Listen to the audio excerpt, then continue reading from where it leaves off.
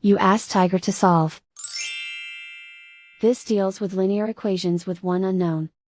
The final result is x equals -5. Let's solve it step by step. Group all x terms on the left side of the equation. Subtract 3x from both sides.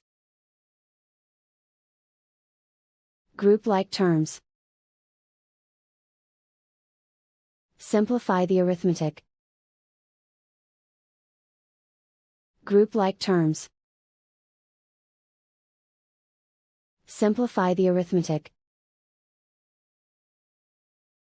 Group all constants on the right side of the equation. Subtract 5 from both sides.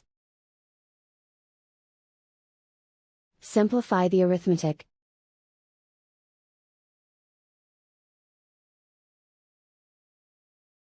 Isolate the x. Divide both sides by 5. Simplify the fraction. Find the greatest common factor of the numerator and denominator. Factor out and cancel the greatest common factor. And so the final result is x equals -5.